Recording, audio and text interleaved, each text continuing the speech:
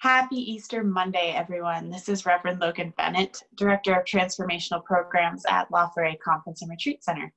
And this is the first in a new online set of programming that we're going to be offering for the rest of April and potentially for a little bit beyond.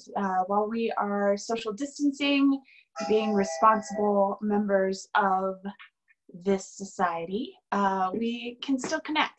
The most important thing to me about all of our retreats and our events and our camps is our ability to form community and have meaningful connections.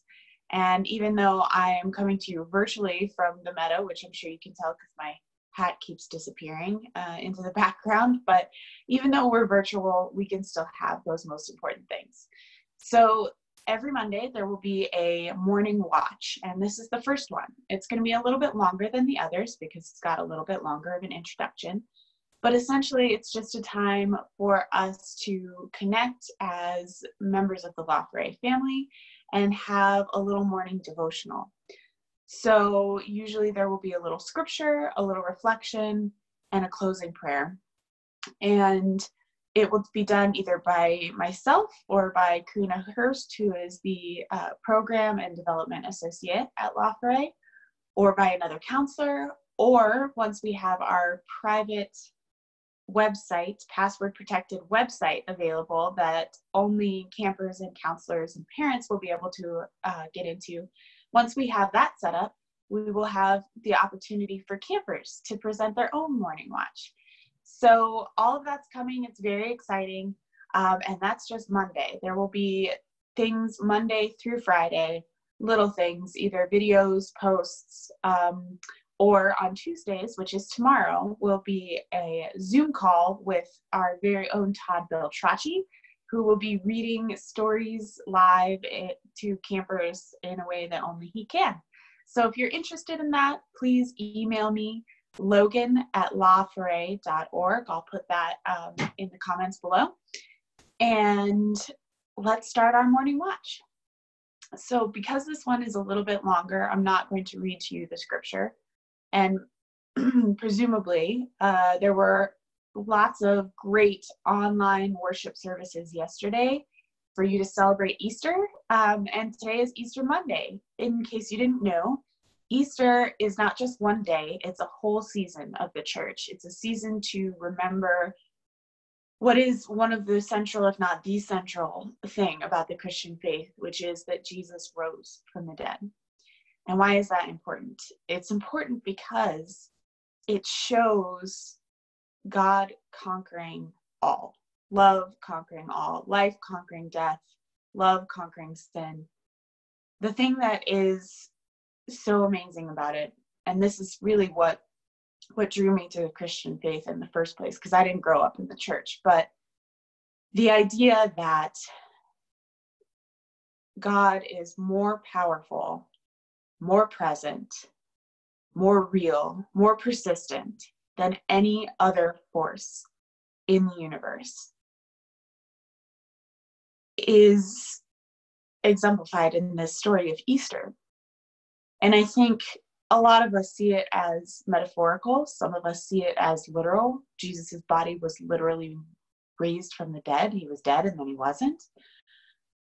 And either way you see it, I tend towards the literal translation of that. One of the few times in my life where I do, but I do. And I think that the difference it can make is for Jesus's followers, Jesus dying was the worst thing that could have possibly happened.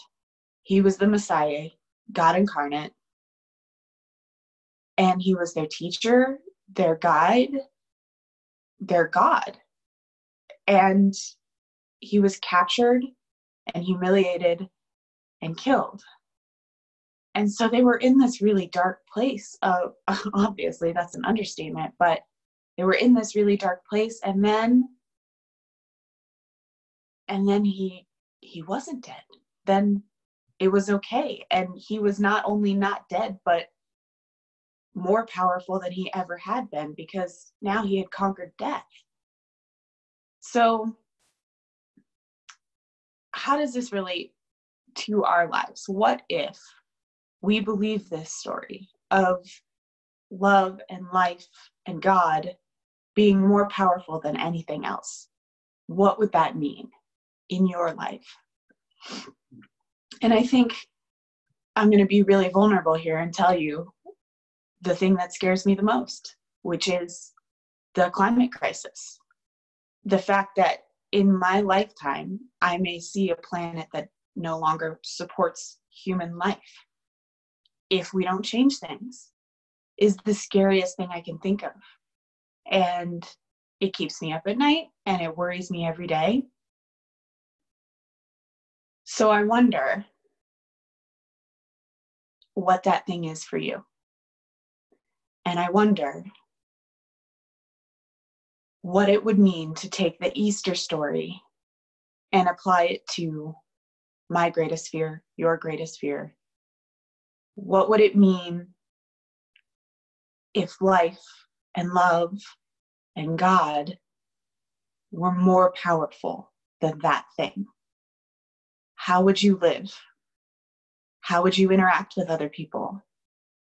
What would it change in your heart? And I think for me, it keeps me from falling into despair and gives me a reason to keep moving and keep working out of love for a better future. So, what does it mean to you? What would it mean to you for the Easter story to be alive in your life? If you'd like to comment below and share that with me, that's great. If you want to sit quietly for a few minutes and think about it, maybe set a timer for 5 minutes and imagine what it would be like for that powerful love to touch that place in your life. At any rate, I wish you a very happy Easter season, and I'm very happy to be here with you on this first Monday morning watch. And I will see you next week. Blessings.